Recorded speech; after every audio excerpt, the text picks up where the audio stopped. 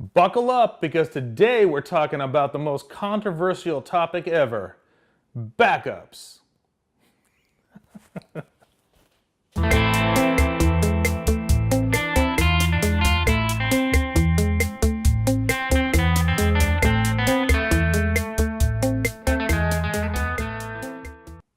I don't normally talk about gear just because there's so much information already out there, but just today I saw another major photographer lose all their images from a shoot because they weren't backed up properly. What's really ironic is that same photographer had been pounding tutorials on backups. Guess what? He wasn't following his own advice. First, before we dive into what I think really works great, let's talk about what doesn't work great. RAID systems are a catastrophe.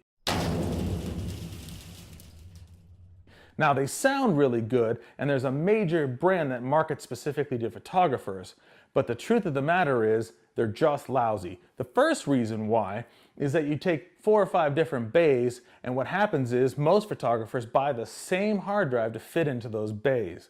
Well, I did that, and 3 of my 5 hard drives failed at the same time, and I lost everything. Second, the big problem is that the way that information is stored and written is proprietary. So when I was overseas and my hard drives failed, nobody could help me fix it or retrieve it because it was written in a proprietary way. The problem was that we had a deadline for a magazine print in a couple days, and I couldn't get that back to the United States, have the data retrieved, and get it back overseas. The good news is I had just started transitioning over to the system I'm about to share with you. Now, first of all, if you do insist on using a RAID system, one thing to remember is not to buy all the same hard drives, right? Buy different brands, because if you buy the same hard drives and one has a failure, there's a very good chance one or more of the additional drives are also going to fail. They're already on the same assembly line. They may have the same problem. So really think about that. If you are going to do a RAID system, or 0 RAID, or no RAID, or 1 RAID, or RAID 2, dude, stop with the RAIDs. They're a bad idea. Let's talk about what really works, and frankly, it's a cheaper option and is really bulletproof.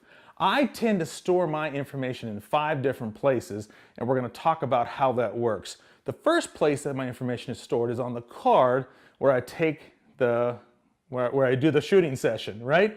So I leave all my images on the card. I don't format the card or delete them off the card until I absolutely have to use that card. It's just another fail-safe, way to back up my photos. And the truth of the matter is, there's no reason to format the card anyway, unless you absolutely have to use that card. I just go through my cards, and I have 10 or 15 of them, and I just wait, okay? That has saved me in the past, actually recently. The second thing I do is that I have an external hard drive, 4 terabytes or 8 terabytes or whatever you want, and I keep it in my bag. That one's labeled Pictures 1 bag, all right? I always put the location of the hard drive directly on the hard drive where I store it, because it's easy to get them mixed up.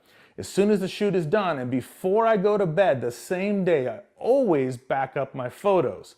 And here's the reason why. Something can happen overnight, and you know what? It's just a good professional practice to do. So I take the images off the card, I put them on the bag photo, which is my working folder. I do all my Photoshop or Lightroom or whatever I do with them right on that one, and then I back it up down the line. The next thing I do is I back those same photos up directly on backup number 1. That stays in my studio. So backup number 1 stays in my studio, the bag one stays in my bag, and then when I get home, when I'm working overseas, I put it on the next one, okay? The next one is backup number 2, and it stays in my house. Now in America, what I do is I have that in a safe deposit box. Actually, I have 2 of those, and I just rotate them every week. I go to the safe deposit box, put them there. That way, listen, if my house burns down on the same day, my studio's robbed, and the same day somebody steals my bag, I mean, you know what? I got something in a safe deposit box. I have most of my images. And that's how I do it, folks.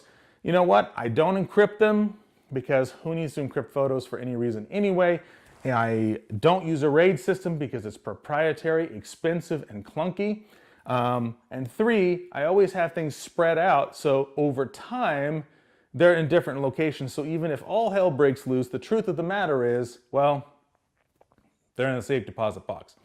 And at the worst case scenario, I lose a week of work, okay? And lastly, I do not format the card until I absolutely have to.